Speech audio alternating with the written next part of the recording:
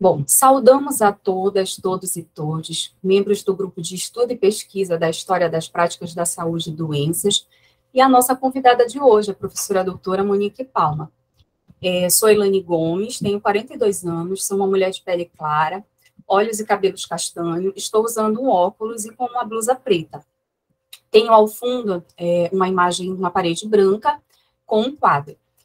Sou historiadora, formada pela Universidade Federal do Pará, né, doutora pela Universidade Federal do Ceará, e atualmente eu sou docente da Escola de Aplicação da Universidade Federal do Pará. Também coordeno o grupo de estudo e pesquisa da História das Práticas da Saúde e das Doenças, juntamente com a professora doutora Ana Karine Garcia e a professora doutoranda Sara Suliman. Hoje eu estarei na apresentação e na condução dessa apresentação. Queria agradecer a presença das professoras Ana Karine Garcia e Sara Suliman, que são minhas parceiras na coordenação desse grupo. Também agradecemos a professora doutoranda Roberta Sawaia por intermediar esse momento com a nossa convidada de hoje. Gostaria de agradecer também aos membros do grupo de estudo e pesquisa, que desde 2020 estamos juntos e juntas construindo laços e ampliando os debates sobre os estudos da história da saúde e das doenças e os seus temas transversais. Após a exposição, a gente vai abrir para perguntas e contribuições. Sem mais delongas, é com grata satisfação que hoje recebemos a professora Monique Palma. Ela fez o doutorado pelo Departamento de Ciências Sociais Aplicadas e o doutorado, pós-doutorado, perdão, gente, pelo Departamento de Ciências Sociais Aplicadas e o doutorado em História na Universidade do Porto. É pesquisadora do Centro de Investigação Transdisciplinar, mestre e graduada em História pela Universidade Estadual de História de Maringá. Ela também tem experiência na área de História, com ênfase em História do Brasil, atuando principalmente nos seguintes temas: Brasil Colônia, História das Ciências e História da Medicina. Professora, seja bem-vinda ao grupo, é um prazer recebê-la, a palavra é toda sua. Fique à vontade. Muitíssimo obrigada, Elaine, pela essa apresentação. Deixe-me só partilhar a tela, e assim já ficamos...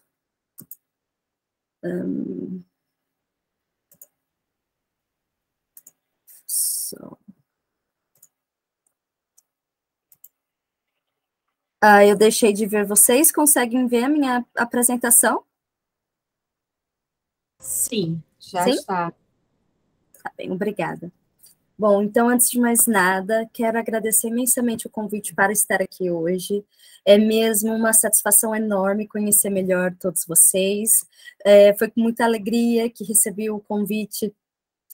Penso que foi a professora Ana Karine que realizou o contato oficial comigo. Muitíssimo obrigada. A apresentação que trago hoje recebe o título Cirurgia e Cirurgiões na América Portuguesa Setecentista. Como já foi dito pela doutora Ilana Cristina Gomes, e muito obrigada pela sua apresentação. Eu sou Monique Palma, eu sou investigadora pós-doutorada do CILCT, não é? Que é do lado da nova School of Science and Technology, porque o CILCT ele tem duas bases, não é? Dois polos. E passo agora, então, a focar nos objetivos gerais. A primeira slide, preciso sobre a apresentação que trago hoje. Bom, a minha apresentação, ela tem o pano de fundo a minha tese de doutoramento. A minha tese de doutoramento recebe o título de Cirurgiões, Práticas e Saberes Cirúrgicos na América Portuguesa no século XVIII. Também está publicada em formato de livro. Aqui nós podemos ver a capa do livro. A minha tese, ela recebeu 2 prêmios, um da Academia Portuguesa de História, de melhor tese de doutoramento, e também o prêmio de investigação à tese doutoral da Ibero-Americana em 2020, e por isso recebeu também a publicação em livro.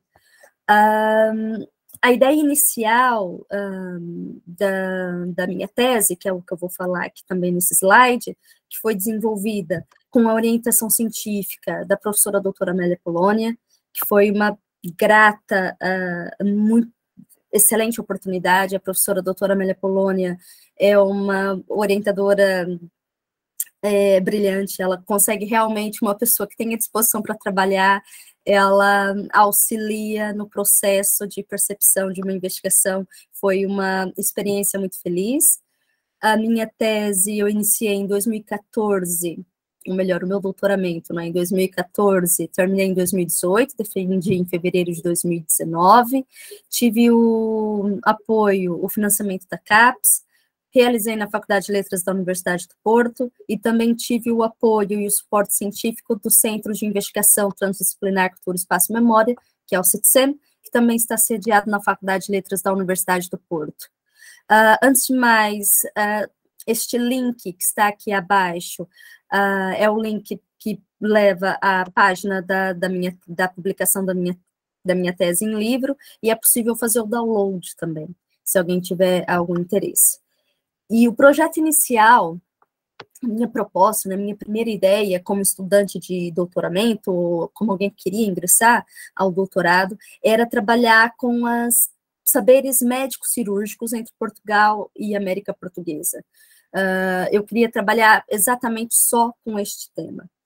Mas depois, com o suporte da orientação da professora Amélia, com as leituras que fui realizando, não é, para perceber o universo da transmissão e troca e circulação de conhecimento, percebi que, e isso por conta de uma leitura que vou indicar logo à frente, que é da Mary Lindman, que não há saber que se produz, o saber não é independente daquele que o produz. Ou seja, o perfil daquele que o produz, o saber, é importante. Então, fui procurar material, referência bibliográfica, para saber o perfil desses cirurgiões. E percebi que havia ainda muita questão por aberto, para eu perceber, de fato, quem eram estes agentes. E a minha questão inicial, não é, do meu projeto, no que eu tinha pensado para o meu projeto de investigação, sofreu alteração e passo a ter outras questões iniciais, em que a primeira é o perfil e enquadramento socioprofissional dos cirurgiões na América Portuguesa, a segunda, a prática médico-cirúrgica no século XVIII em Portugal e na América Portuguesa, e, na terceira, a circulação de saberes médico-cirúrgicos entre Portugal e América Portuguesa, e vice-versa. É claro que isso são questões muito gerais e que se desdobram em um outro leque de questionamento. E este outro leque, de uma forma geral, seria, então, perceber quem eram esses cirurgiões, qual era a formação que tinham, como obtinham licença para exercer a arte de cirurgia e como exerciam de fato. E essas questões, felizmente, né, muito felizmente, encontrei trabalhos de historiadores renomados, posso indicar aqui a professora doutora Laurinda Abreu, o professor doutor Timothy D. Walker, pronto, são os nomes que me ocorrem agora, mas há mais. Se alguém tiver interesse, estou à total disposição para passar as indicações, mas encontrei um suporte de um referencial bibliográfico, não é, em história, coeso e de trabalhos muito bons, mas que ainda não foi o suficiente para perceber o perfil desse cirurgião na América Portuguesa, não é? Então, me surgiram outras questões. Qual era o cotidiano dos cirurgiões no espaço colonial? Se é fato que esses espaços precisavam dos cirurgiões, estes, do que é que precisavam e o que é que poderiam oferecer no exercício da sua área de ciência? E como se representa e autorrepresenta a função que exerciam em território americano? E para dar a resposta, né, o desdobramento dessa tese, e depois a estrutura que criei, então, para responder a essas questões, não é? Como é que isso poderia ser visualizado num corpo de uma tese de doutoramento? Para isso, a parte, no final, não é, quando tive o meu trabalho, e durante o desenvolvimento, mas é claro que no final ainda fiz alguns ajustes. A minha tese, se não me falha a memória, acho que no total são coisa de 15 capítulos, mas estes capítulos estão inseridos em grupos, né? Estão divididos por grupos, que eu denominei por partes, que são 5 partes. Na primeira parte, eu trabalho com contextos, métodos e fontes, que e no capítulo 1, enfatizo os textos e contextos da cirurgia em Portugal e na América Portuguesa no século XVIII. No capítulo 2, falo sobre as fontes que selecionei e os métodos. E aqui, gostaria de mencionar que quando a professora, a doutora Ana Karina entrou em contato comigo, eu perguntei por alguma sugestão, o que é que o grupo consideraria interessante, que eu pudesse apresentar. E a professora sugeriu que eu falasse, então, sobre as fontes que eu utilizei para desenvolver a minha tese de doutoramento. Então, mais à frente, eu vou enfatizar as fontes que eu utilizei e os resultados que me permitiram com a análise dessas fontes. Pronto. Continuando, no capítulo 3, é a comunicação com a metrópole e a distribuição tipológica dos requerimentos do arquivo histórico ultramarino, que foi um repositório importantíssimo para o desenvolvimento da minha tese. Na parte 2, centro-me em tratar dos cirurgiões, o número e a dispersão geográfica e a naturalidade.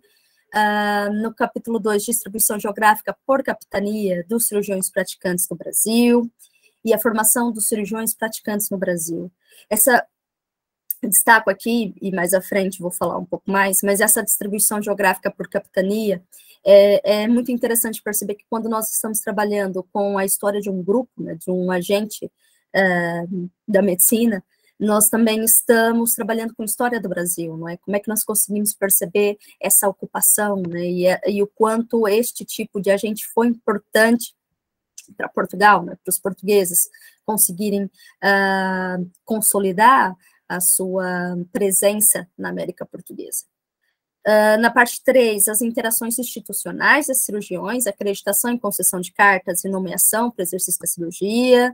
Aqui nas concessões de carta, como que eles obtinham, fato que foi um dos pontos da minha tese, que eu diria que não tive a oportunidade de explorar mais, não faltou vontade, mas efetivamente os prazos não permitiram que eu mergulhasse mais neste sentido. Depois, as áreas de exercício dos cirurgiões. Na parte 4, a remuneração, reconhecimento social, interação com as comunidades, os níveis de tipos de remuneração no primeiro capítulo, o reconhecimento e inserção social no segundo, e o capítulo 3, a pluriatividades das cirurgiões, né, se estavam envolvidos só com cirurgia ou não. E na parte 5, apenas na parte 5, eu então vou trabalhar com aquilo que era a minha ideia de um projeto inicial de tese, que é com o exercício profissional e a produção e circulação de saberes, né? Infelizmente, consegui chegar lá com o que era a minha ideia inicial. A última parte, ela também, a parte 5, conta com 5 capítulos, não é? E aí eu vou elaborar sobre o exercício profissional, riscos e vicissitudes, exercício profissional, práticas médicas não cirúrgicas, produção e circulação de conhecimento, zona de contato, circulação, recepção, validação e propagação de saberes médicos cirúrgicos entre Portugal e América Portuguesa, e a produção local e circulação de conhecimento. Então, essa é a estrutura que eu criei para trazer de forma clara a análise que fiz com as fontes que trabalhei. O enquadramento disciplinar. A minha tese, ela se enquadra em História da Ciência. Trago aqui alguma indicação do meu referencial teórico-metodológico. Na tese é possível verificar, como tudo, é óbvio, de forma mais completa, mas trago aqui alguma indicação para quem quer trabalhar com História das Ciências, na minha opinião, e penso que não seja só minha, aqui uma leitura clássica, que é a Estrutura das Revoluções Científicas, do Thomas Kuhn, não é uma leitura obrigatória. Depois, eu utilizei o trabalho de Mário Biagioli, Galileu Cortesão, A Prática da Ciência na Cultura do Absolutismo. Aqui, a leitura que referi, que foi importante, então, para pensar que um saber não é produzido, um saber produzido não é independente daquele que produz, né, que há necessidade de saber o perfil de quem produziu aquele saber, que é o caso da Mary Lindemann, Medicina e Sociedade no Início da Europa Moderna. Utilizei também What is the History of Knowledge, de Peter Burke, e Kapil-Raj, trouxe aqui 2 exemplos, mas o Kapil-Raj, para quem quer trabalhar com circulação de conhecimento, também é uma leitura obrigatória, e é um trabalho de excelência, e Kapil-Raj dedicou já muita produção neste sentido, e utilizei. E recomendo para quem tiver interesse em trabalhar com circulação de conhecimento. Agora, então, as fontes e arquivos, não é, que históricos que utilizei para tentar responder às questões que coloquei no início, não é? Foi uma escolha muito feliz, e aqui também com a participação, né, da orientação da professora Amélia, tentar perceber esse lado mais social, não é, do cotidiano dos cirurgiões. E em momentos de orientação, tentando perceber qual seria o melhor repositório para auxiliar a responder essas perguntas, chegamos à conclusão que seria interessante explorar o Arquivo Histórico Ultramarino. E no Arquivo Histórico Ultramarino foi mesmo uma alternativa muito rica. É vasta o acervo documental que possui, não é? E lá, para o meu caso, encontrei 485 processos, não é? Que depois traduziram na análise de 5.704 fólios, aproximadamente.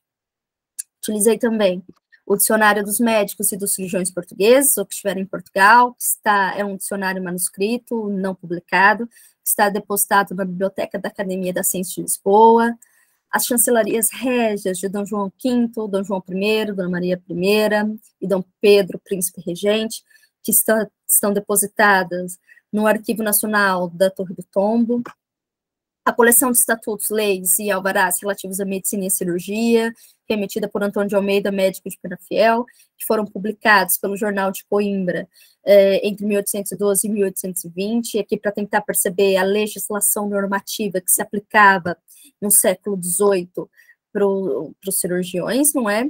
E vários tratados médicos cirúrgicos no século XVIII. Para tentar perceber também a forma de registrar, não é, do conhecimento deste grupo. Agora,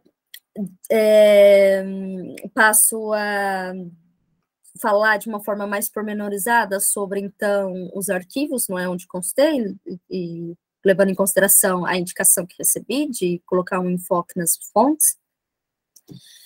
O Arquivo Histórico Ultramarino, o que eu precisava consultar, não é? Ele tem presencial, não é? A sede do Arquivo Histórico Ultramarino é em Lisboa, mas seria um desafio muito grande se a única forma de consulta fosse a presencial. O Arquivo Histórico Ultramarino, claro, tem a sua dinâmica, como todo arquivo tem, mas ele só abre na parte da tarde, ou pelo menos quando eu fiz a investigação, ele só abria na parte da tarde. E só pode solicitar 10 cotas por dia. Como eu tinha 485 cotas para consultar, imagino que seria, se eu não tivesse a possibilidade de fazer aqueles trabalhos que a gente, né, trabalha a noite afora, teria sido muito complicado conseguir analisar todos os documentos. Mas, felizmente, do que preciso, não é, do que precisei para a elaboração da tese, está disponibilizado pelo Projeto Resgate Barão do Rio Branco. Penso que vocês conhecem muito bem o Projeto Resgate, a iniciativa do Projeto Resgate, que é, então, tentar buscar fontes,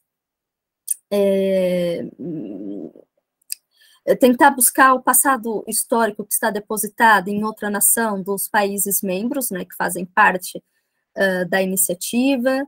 No caso brasileiro, são 9 países envolvidos, não sei se vou lembrar o nome de todos, mas penso que seja Bélgica, Espanha, França, Holanda, Estados Unidos da América, e, evidentemente, Portugal. Portugal representa 80%, não é, da fonte do Projeto Resgate, e, felizmente, o Projeto Resgate teve também a sua publicação, não é, da digitalização dos documentos que digitalizaram, que foram microfilmados, foram, no primeiro momento, divulgados em formato de CD, o que, na altura, também, digamos que era o mais inovador, não é, a título de tecnologia, mas hoje também é possível, hoje, ou na altura que fiz a tese, é possível consultar online, não só pelo site que indico aqui do Projeto Resgate, mas também no Arcevo Online Rede Memória, Arquivo Científico Tropical Digital Repository. por acaso, quando tive a experiência, o Serve Online e o arquivo científico foram mais intuitivos. São sites menos pesados, a navegação aconteceu de forma mais fácil. Sempre que precisei recorrer à busca online, aconteceu de ter melhor desempenho com as duas opções que trago para além do projeto Resgate. Aqui, a barra principal do projeto Resgate de Barão do Rio Branco, né, e a logo oficial, e que pode ser consultado no site da Biblioteca Nacional Digital do governo brasileiro. A forma que encontrei os 485 requerimentos, não é, foi consultando o catálogo de documentos manuscritos avulsos referentes ao ultramar, do Arquivo Histórico Ultramarino. Então, eu consultei todos os catálogos, né, de todas as capitanias, e procurei por cirurgia ou cirurgião no século XVIII, e foi quando eu cheguei ao resultado de 485 requerimentos. Os catálogos também estão disponíveis online, de fácil acesso, e são ferramentas importantíssimas para quem trabalha com o Brasil Colônia, ou com o espaço ultramarino português. A distribuição cronológica dos requerimentos que encontrei, percebi que, arredondando, 38% corresponde à primeira metade do século XVIII, e 62% corresponde à segunda metade do século XVIII. Essa análise entre 1700 até 1750 representar a primeira metade do século XVIII, e de 1751 a 1799 a segunda metade do século XVIII, ela não é simples, não é uma mera coincidência, não é dividir um século ao meio, não é? Há historiadores, e o mais conhecido é o Charles Boxer, que aponta o quanto mudou o mundo luso-brasileiro exatamente na virada do século, não é? Na obra do Boxer, ele traz alguns motivos, como a queda da coleta, da localização do ouro, como a troca de reis. Há uma série de fatores que realmente fazem deste momento ser especial dentro do contexto de quem estuda o mundo luso-brasileiro. E por isso também considerei na hora de fazer essa distribuição cronológica. Pronto. Dito isto, com a leitura, né, de análise das fontes do Arquivo Histórico Ultramarino e também do dicionário que encontrei na Academia das Ciências de Lisboa, somando e tirando, descartando a possibilidade de representantes de nomes que significavam a mesma pessoa, cheguei ao número de 379 cirurgiões que foram detectados, que exerceram cirurgia na América Portuguesa. Destes cirurgiões, eu consegui detectar a origem de 165 deles. Desses, aproximadamente 60% provém do território de Portugal continental. E 35% são naturais de espaços ultramarinos, dos quais 56%, que correspondem a 34%, são naturais do Brasil, sendo que 1% restante provém de Marrocos e Cabo Verde. Por fim, uma pequena percentagem de 5% corresponde ao espaço europeu. Peço desculpa. Incluindo a Alemanha, a Espanha, a França e a Itália. Em números, encontrei recorrência de 101 cirurgiões exercendo no Rio de Janeiro, 89 na Bahia, 42 em Pernambuco, 32 em Minas Gerais, 28 no Pará, e na tese eu trago a lista completa, não é, dos números que foram identificados. É claro que aqui há também a situação de cirurgiões que estiveram presentes em mais de uma capitania.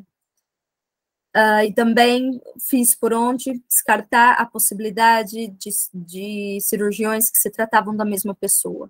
Então, aqueles números que trago aqui, não pode somar, por acaso não fiz o cálculo, mas não sei se chega a dar mais de 379, mas ainda que ultrapasse este valor, este número, não há problema, porque justamente trata-se dos casos de cirurgiões que estiveram em mais de uma capitania e que entraram em contato com o Conselho Ultramarino. Para o tratamento dessa informação, que são 485 requerimentos que se revelaram em 5.704 fólios, foi uma dimensão documental muito vasta. Então, foi necessário encontrar formas de classificação, de análise, de como poder fazer com que toda a informação que encontrava pudesse vir a fazer sentido, não é? E então, contei com o apoio do Serviço de Infografia da Universidade do Porto, tive o suporte do coordenador, do Miguel Oliveira, professor Miguel Oliveira, uma pessoa espetacular, realmente, além disso, além do profissionalismo, como ele vem da área da geografia, auxilia muito olhar para determinadas situações do ponto de vista interdisciplinar, não é? Sempre ajuda a trazer esta luz. E trago aqui alguns exemplos, então, de como foi feito o tratamento desta informação. Com o professor, criei um documento Excel com várias janelas, e nessas janelas fui alimentando com a informação que encontrava nas fontes. Esta janela, como vocês podem ver, né, nesta folha do Excel, foi para discriminar os cirurgiões, né, colocar todos os cirurgiões que eu encontrava. Então, coloquei um ID, uma identidade para o cirurgião, né, a título de criar o material de infografia depois, só o nome, sobrenome, o nome como está na fonte, depois o nome normalizado para o português atual. Foi uma das formas, não é, para conseguir gerir a informação. Para a parte da cronologia, também foi criada uma folha, aqui também para perceber quais destes requerimentos receberam resposta, receberam algum parecer por parte da metrópole. Aqui, para perceber a nacionalidade, não é a naturalidade, peço desculpa, deste cirurgião, não é qual era a região, a cidade de Portugal, o Brasil, em que eventualmente tinha nascido. E depois, com tanta informação, não havia outra forma a não ser criar uma ferramenta de distribuição de uma forma geral, tentar colocar em grupos, se possível, não é? Peço desculpa. Os elementos em comum a estes cirurgiões e tentar, então, perceber esse perfil. É claro que aqui, quando trago, como só indico números, parece muito mais uma análise quantitativa do que qualitativa, mas no decorrer da tese, há todo o desdobramento para utilizar esses grupos, né, essa categorização, para justificar e responder às perguntas que apresentei no início da minha apresentação. Então, estes são os grupos que consegui e que identifiquei que havia a maior presença de assuntos nos requerimentos do Arquivo Histórico Ultramarino. 30% deles tratava de nomeação em ascensão na carreira. Esta nomeação é que ela trata pedido para ser reconhecido como cirurgião, ou cirurgião-mor, remunerações e pagamentos, que é exatamente o pedido de soldo para ser um cirurgião que tenha soldo, a mobilidade geográfica, que indica realmente a circulação das cirurgiões entre capitania, o reconhecimento de saberes. Aqui no reconhecimento de saberes, embora não seja muito significativo, importa perceber, até mesmo pela formação da cirurgia, não é?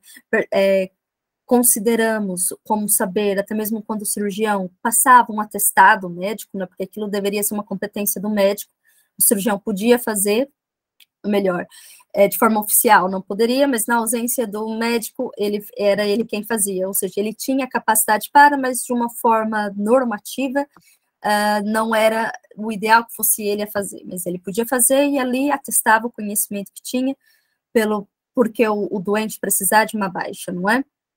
Há também reconhecimento que é exarado em requerimento, em que um oficial simplesmente faz questão de elogiar a forma que um cirurgião tratou de uma ferida, que isso era realmente porque ele soube como manusear, não é, usar as melhores masinhas e trazer o melhor recuperação, melhor tratamento, está inserido nesta tipologia.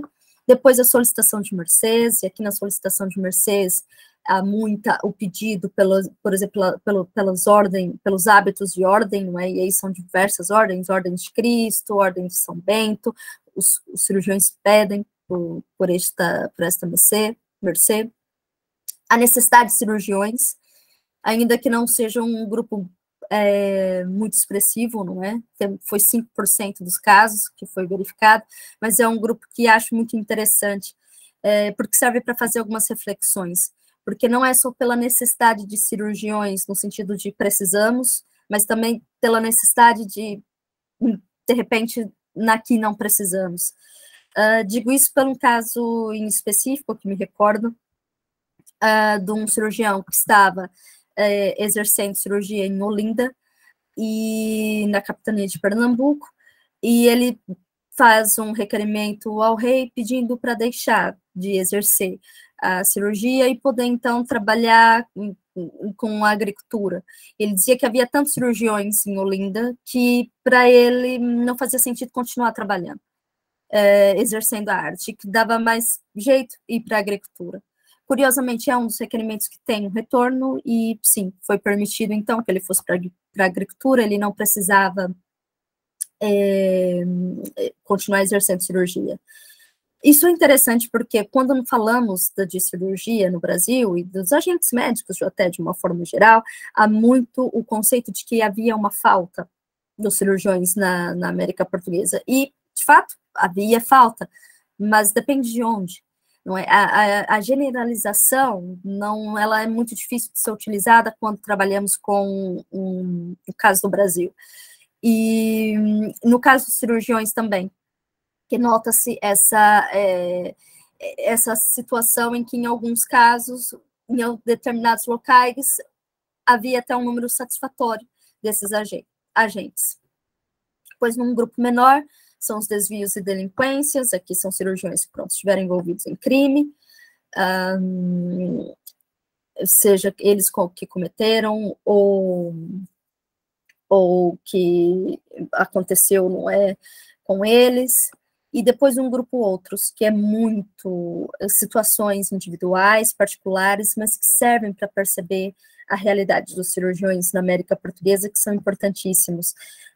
A situação, por exemplo, de cirurgiões que falam de problemas que têm com as suas terras, questões de cartas de sesmarias, questões de precatórias que deveriam ser aplicadas a um fiador de um cirurgião.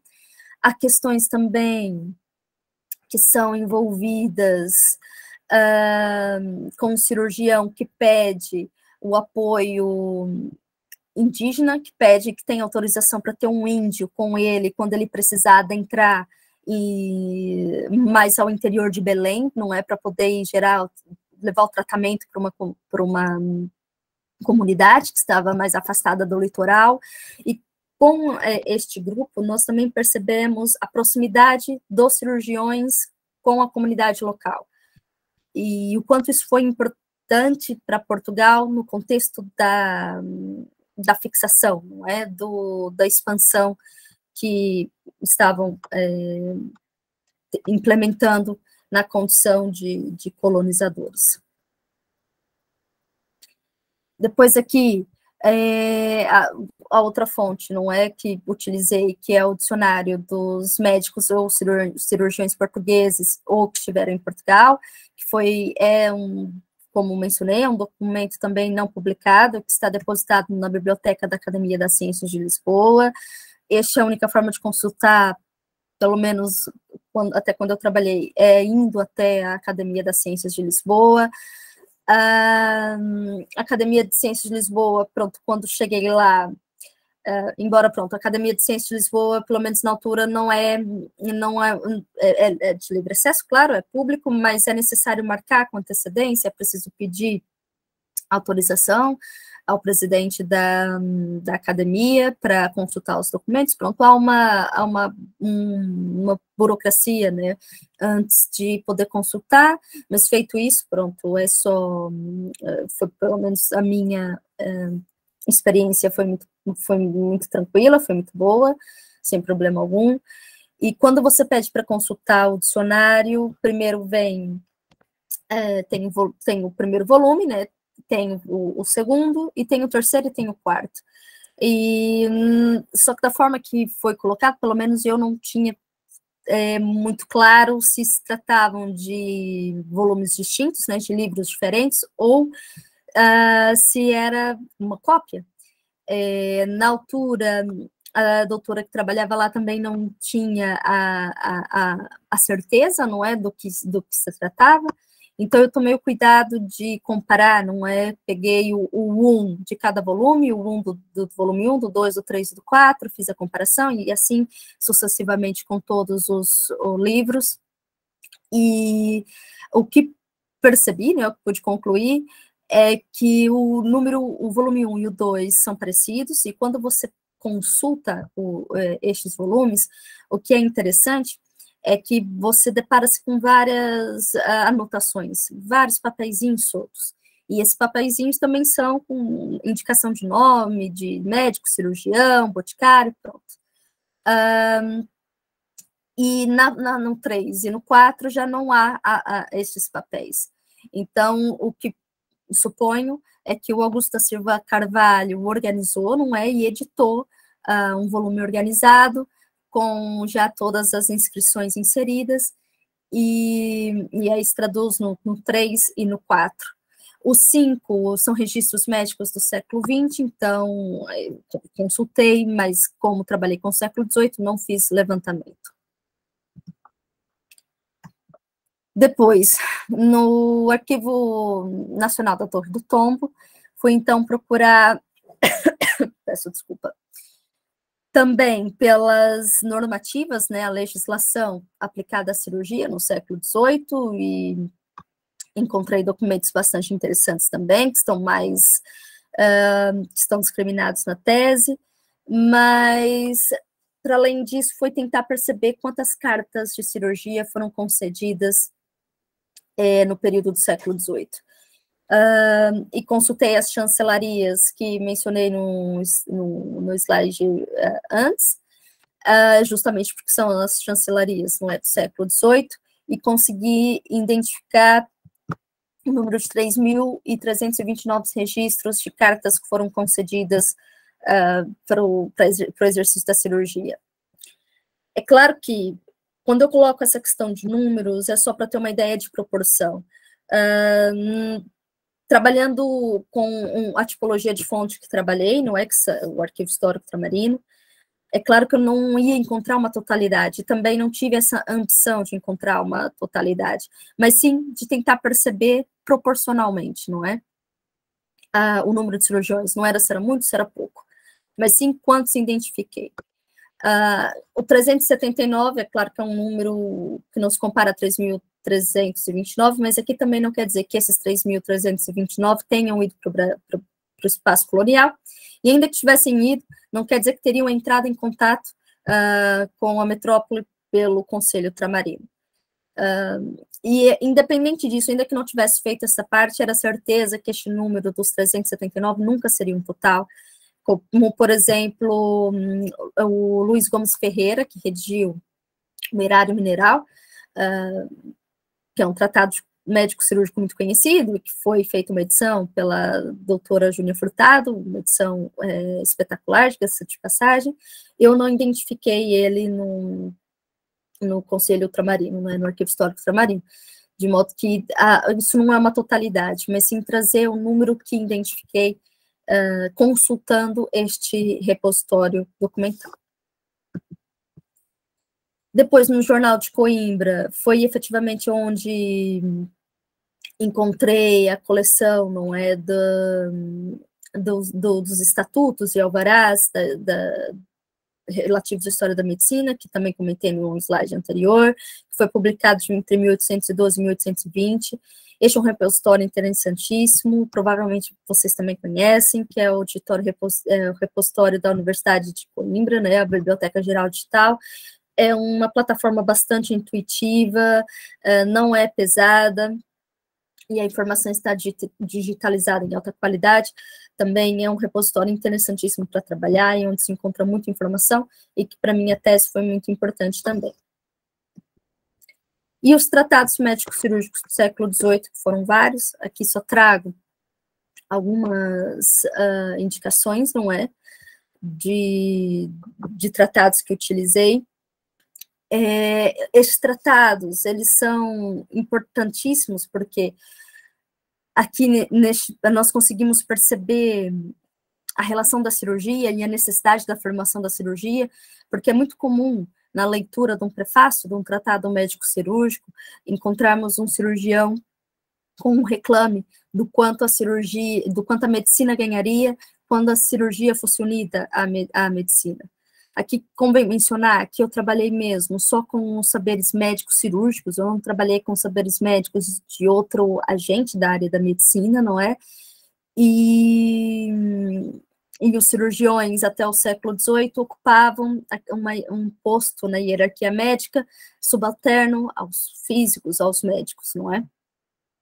E em boa parte isso também pode ser justificado pela teoria médica em divergência até o século XVIII, embora, peço desculpa, perdeu força também nesse período, que foi a medicina hipocrático-galênica, em que um bom médico e um bom físico não seria um mecanicista, né, não seria aquele que colocaria as mãos numa patologia, ou que fosse em algum membro que precisasse de algum socorro manual. Isso era o papel do cirurgião. E os serviços mecanicistas, dentro da arte da medicina, não é? Era visto como um serviço que ocupava a segunda posição dessa hierarquia. E algo muito interessante, e esses são conceitos, né, que eu trabalhei na minha tese de doutoramento, que é o conceito que é tratado pelo Thomas Kuhn, quando ele fala da existência da incomensurabilidade, não é, dentro de determinadas áreas, e que o Mário Biagioli, ele faz uma crítica e aprimora esse conceito de incomensurabilidade, não é, em que a incomensurabilidade, ela pode às vezes ser entendida como um bloqueio, como uma falta de produção sobre determinados assuntos, mas, na verdade, o que o Mário Biagioli diz é que essa incomensurabilidade pode ser ocorrências de incomensurabilidade, não é? Porque o Biagioli defende que uma área de saber não reconhece um corpo estranho, não é? A sua área de saber. Ou seja, toda essa discussão, todo esse início em que pode haver negação de alguma das partes, são ocorrências, mas não significam que não há produção de saber. É claro que talvez algum grupo tenha alguma vantagem em relação ao outro, mas segue-se construindo conhecimento até haver alteração de algum paradigma, não é? Então, os tratados médicos cirúrgicos, além de perceber a circulação de conhecimento, né, o conhecimento cirúrgico que se atestava, nós também conseguimos perceber essa relação do reclame, da formação da cirurgia. Peço desculpa. Aqui passo a apresentar, então, mais resultados do material recolhido e analisado. Aqui os registros de cirurgiões no espaço ultramarino, peço desculpa, que foi detectado no dicionário do Augusto da Silva Carvalho. Ele faz menção de cirurgiões em Angola, nos Açores, na Índia, na China, na Ásia, na Madeira, Moçambique, Marrocos, e é claro que em maior proporção no Brasil. Aqui a distribuição dos processos que encontrei no HU por capitania, que nós podemos ver neste mapa que foi produzido pelo Serviço de Infografia da Universidade do Porto. A dispersão geográfica e, evidentemente, o Rio de Janeiro e a Bahia são as capitanias que mais encontramos requerimentos.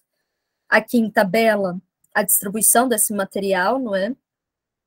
ou seja, Rio de Janeiro ocupou o primeiro lugar, como mencionei, a Bahia o segundo, com 112, em terceiro lugar, Minas Gerais.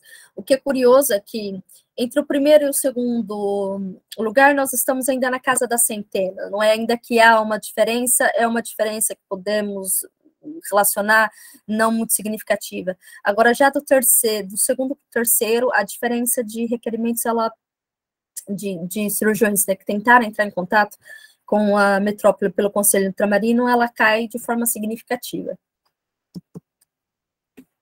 Aqui também, os cirurgiões, não é quantos que exerceram, segue a distribuição cronológica dos requerimentos, né, ou seja, a maior parte estava na segunda metade, 31% na primeira metade, e ali 5% que identificamos que exerceram cirurgia entre 1750 e 1770 do século XVIII. Aqui, o mapeamento do local do nascimento dos cirurgiões naturais da América Portuguesa. E este ponto, para mim, foi muito interessante naquela busca da reconstrução do perfil dos cirurgiões e da circulação de conhecimento, porque se temos cirurgiões que são naturais do espaço colonial, isso significa que estão aprendendo o ofício no Brasil. Infelizmente, não tive tempo de aprofundar neste ponto para perceber como era passado, como era transmitido esse conhecimento, mas foi muito interessante identificar que parte dos cirurgiões que identifiquei eram naturais do espaço colonial e que estavam recebendo este conhecimento e exercendo o ofício já na América Portuguesa. Aqui é um mapa também da naturalidade dos cirurgiões, mas neste caso em Portugal, podemos ver uma dispersão que praticamente abrange Portugal todo, né? Claro que aqui o Porto e Lisboa tem uma representação maior, e o Algarve não é a região que menos tem, não é? Mas também isso segue a lógica da distribuição demográfica em Portugal, né, em que o Algarve acaba que sempre foi uma região mais com menos densidade demográfica. Aqui é uma tabela em que trago em números o que foi explicado nos mapas anteriores. Aqui outro resultado, e daí para perceber daquela tipologia, como elas são gerais, mas depois elas são, no decorrer da tese, segmentadas, né, e justificadas de uma forma pormenorizada.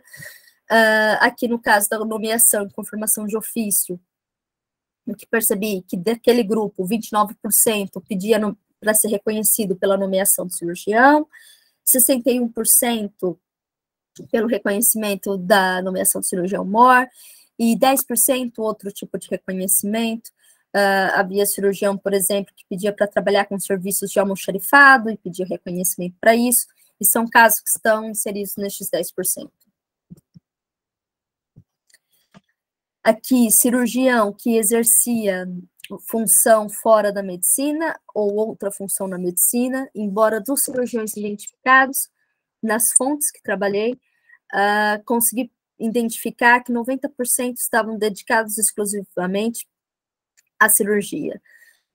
Do cirurgião e outra função na medicina são cirurgiões que também eram médicos ou boticários, e outra função fora da medicina, ao caso, por exemplo, de um cirurgião que pede autorização para o rei, ele queria continuar como cirurgião, mas pede autorização também para trabalhar com a pesca das baleias, porque dizia que estava à vontade no mar e sentia que podia se dedicar a esta prática também.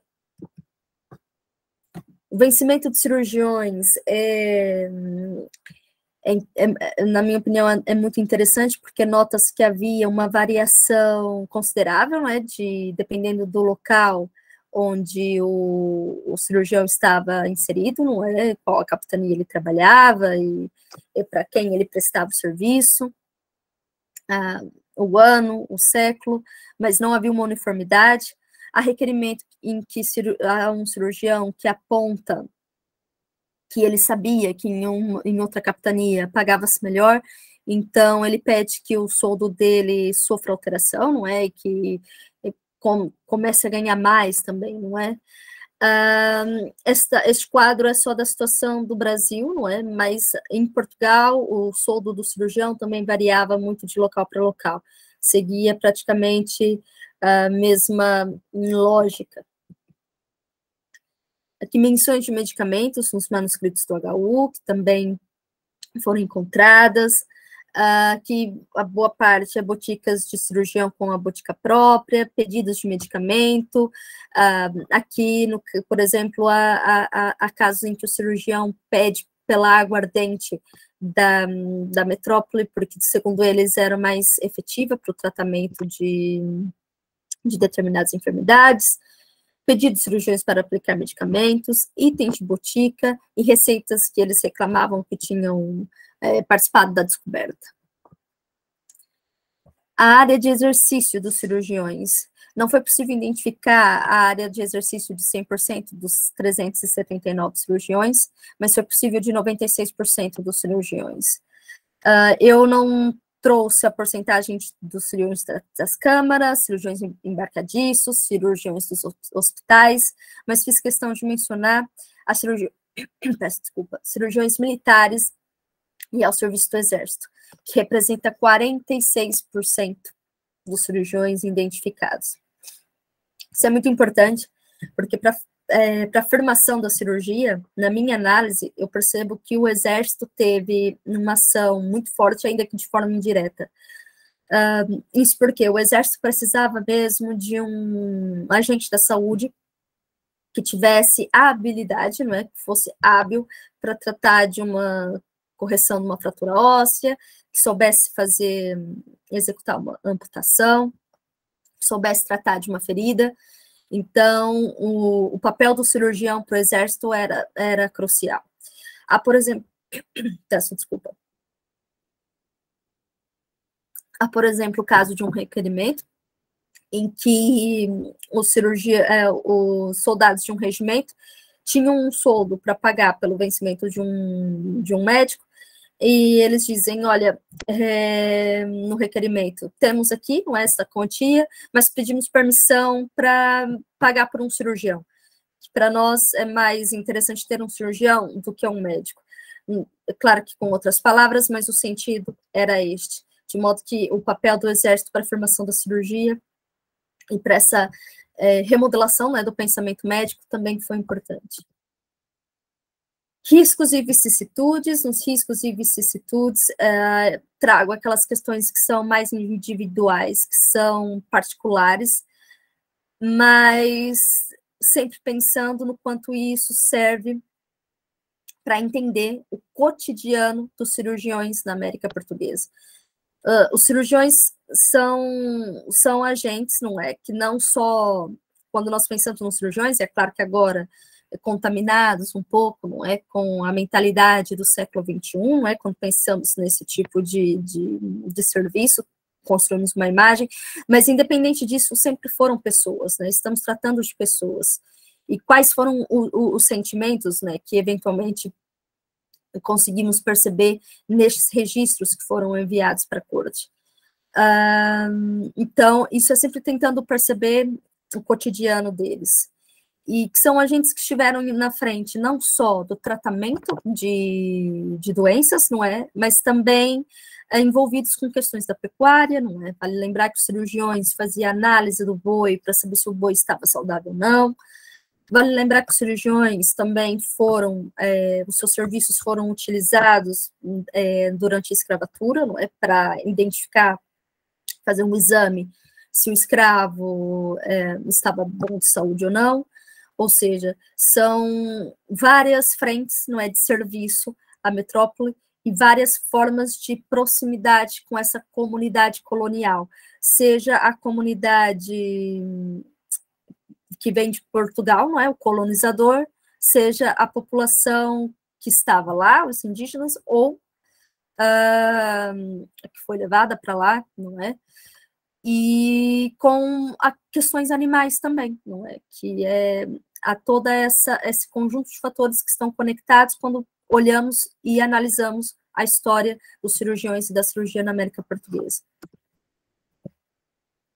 Aqui, pronto, esse slide devia estar anterior, mas tudo bem, era para enfatizar a situação do Exército. Esse é um mapa de uma fragata, não é, portuguesa, que estava indo para o Brasil, e que foi identificado num manuscrito do Arquivo Histórico Tramarino, e aqui há toda uma distribuição.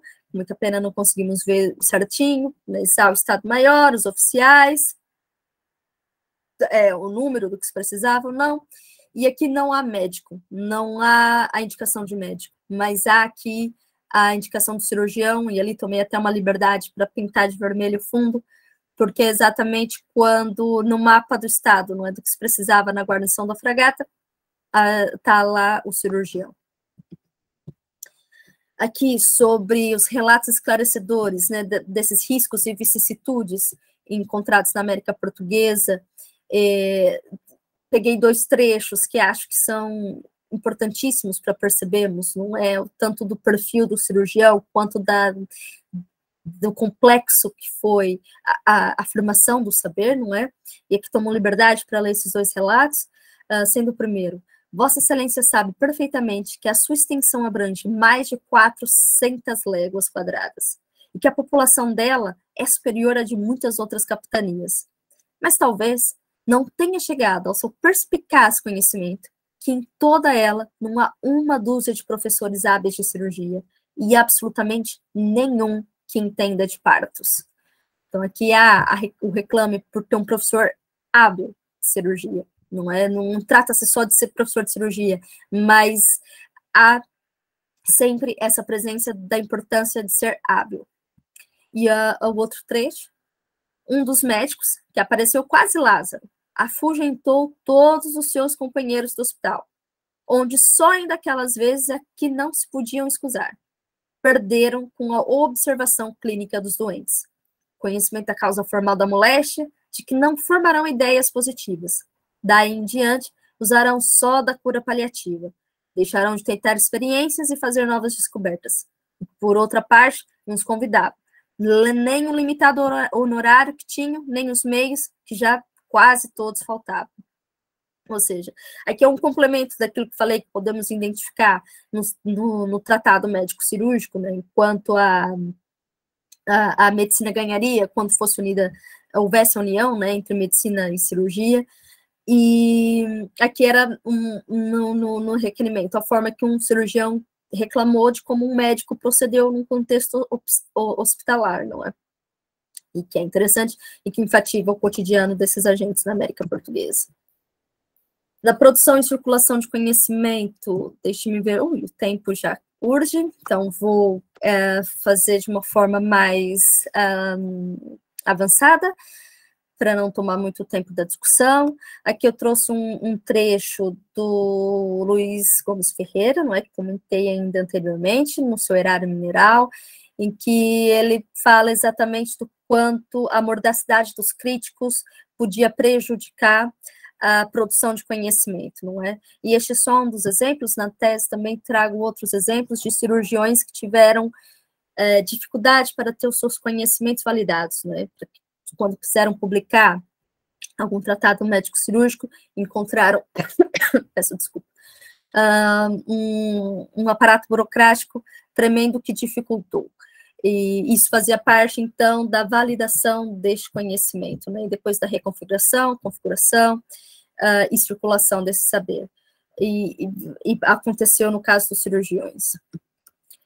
Aqui também a relação de sementes e plantas do Brasil com fins alimentares e medicinais, isso foi encontrado também no requerimento do Arquivo Histórico Tramarino, em que um cirurgião fez esta relação que contém 150 itens, e num contexto colonial é importantíssimo pensar o quanto essa produção de saber pode ser significativa, não é? Que é ter o conhecimento exato das sementes e plantas do Brasil, que tem finalidade alimentar e medicinal. Agora, para concluir, com as fontes que utilizei, com o acervo histórico que procurei trabalhar, percebo que consegui abordar as questões iniciais que coloquei, que foram como era composto esse grupo de agentes, os contributos para o processo de colonização da América Portuguesa, o efetivo contato com as populações e a necessidade do ofício do cirurgião para o exército, que isso é inegável. E o reconhecimento da cirurgia face à medicina e a consequente afirmação da arte e o reconhecimento dos cirurgiões e os contributos para a reformulação do pensamento científico no século XVIII. Muito obrigada pela atenção de todos, foi isso que eu preparei, mas estou aberta para todas as questões. Mais uma vez, agradecer e agora mencionar o nome, a doutora Sara Suleiman, a doutora Helena Cristina Rodrigues, a doutora Ana Karina. Para mim foi mesmo um prazer imenso estar aqui com vocês agora. Muito obrigada.